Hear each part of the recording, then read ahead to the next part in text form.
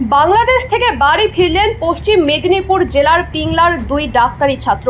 বাংলাদেশের সরকারি চাকরিতে সংরক্ষণ ব্যবস্থা সংস্কারের দাবিতে আন্দোলনের ফলে অগ্নিগর্ভ পরিস্থিতির জন্য বাড়ি ফিরে এলেন দেবজিৎ ও সৌরিশ। কয়েকদিন ধরেই বাংলাদেশে আন্দোলন চলছে, শতাধিক প্রাণ গিয়েছে, দেশ জুড়ে সেনা নেমেছে, ঘোষিত হয়েছে কারফিউ। কোনো ক্রমে বাংলাদেশ থেকে ফিরে এসেছে তারা। এখনো কাটেনি তাদের সহ তাদের পরিবারের উৎকণ্ঠা। তারা জানান, ওই ভয়াবহ পরিস্থিতি কাটিয়ে নিজের বাড়ি ফিরতে পেরে অনেকটাই খুশি তারা। এর পড়াশোনার পাশাপাশি সূত্রে সে বাংলাদেশের মেডিকেল কলেজ থেকে কলেজ কর্তৃপক্ষের সহযোগিতায় আগরতলা বর্ডার পার করে নিজের বাড়িতে ফিরেছেন। উৎকণ্ঠায় থাকলেও পরিস্থিতি শান্ত হলে আগামী দিনে কলেজ খুললে তারা আবারও বাংলাদেশ ফিরে যাবেন পড়াশোনার জন্য।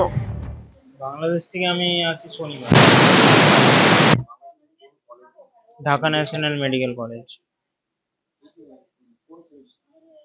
সেমিস্টার নয়, ওখানে ইয়ার হিসেবে আমার 4th ইয়ার চলছে।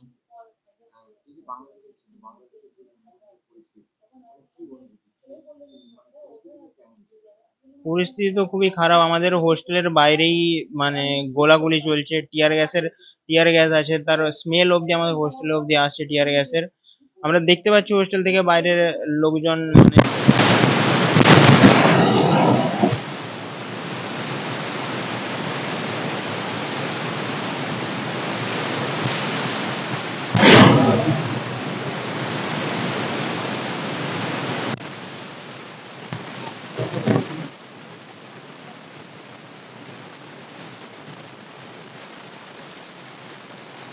ছেলে কবে বাড়ি ফিরবে?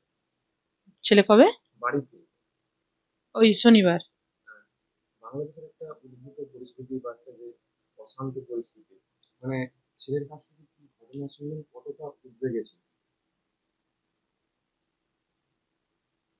উদ্বেগ চূড়ান্ত একদম, যেটা শুধু শরীরের ওই শ্বাস প্রশ্বাসটাই চালু ছিল, এটাই আর কি। না হলে কোনো ছিল না। খুবই খারাপ পরিস্থিতির মধ্যেই আমাদের দিনগুলো টাইমগুলো পাস হচ্ছিল। দিনগুলো না, টাইমগুলোই পাস হচ্ছিল। আমি অ্যাকচুয়ালি বলা যায় যে আমি কান্নাকাটি করছিলাম। যখন ইন্টারনেট কানেকশন কেটে গেল, যখন কথা বলতে পারছিলাম না, যে কি করা যায়, কিভাবে কথা বলা যায়, কানেক্ট হওয়া যায় ছেলের সাথে, ওর জন্যই আর ওর বাপি চারিদিকে কিভাবে ওই যে যেখানে সিম টিম চার্জ হয় না, রিচার্জ হয়, ওখানে যাচ্ছিল কিভাবে ইন্টারনেট কানেকশন করা যায়, ইন্টারনেট কানেকশন নয়, ওই ইন্টারন্যাশনাল কল কিভাবে করা যায় তার জন্য আর কি। এইভাবে শুধু ছেলের সঙ্গে একটু কথা বলতে চাইছিলাম, যে কি পরিস্থিতিটাতে আছে বা কেমন আছে, কিভাবে খাওয়া দাওয়া থেকে শুরু করে সবকিছু গোলাগুলি হচ্ছে তো সবসময়, না টিভিতে তো দেখতে পাচ্ছি সবসময়। টিভিতে যা নিউজ দেখছি সেই নিউজকে লক্ষ্য করে করে একদম আমাদের জীবন একদম কি বলবো, একবারে ওই আর কি ধরে রাখা আর কি। ছেলের জন্য কি করলে কি করতে পারবো, এটাই শুধু, যে ছেলের জন্য কি করলে কি হবে, কি করতে পারি, এটাই। কোনো প্রশাসনিক সাহায্য পেয়েছি?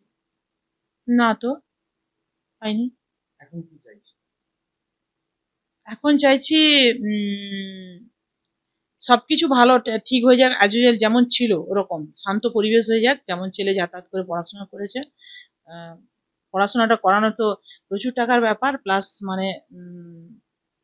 ওই যে ওখানে থাকারও প্রচুর প্রবলেম, খাওয়া দাওয়ার ভালো না, আর খেতে খাওয়া দাওয়া ভালো না, ওদের জন্য ওদের ভালো, আমাদের ছেলেদের জন্য রিচ হয়ে যায়, খেতে পারে না।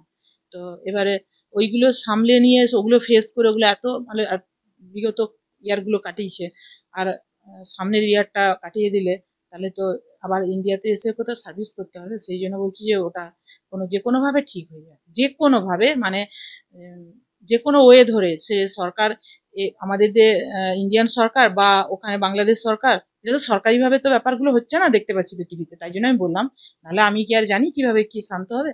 তো সেই যে কোনো ওয়ে ধরে যেন শান্তি হয়ে যায়।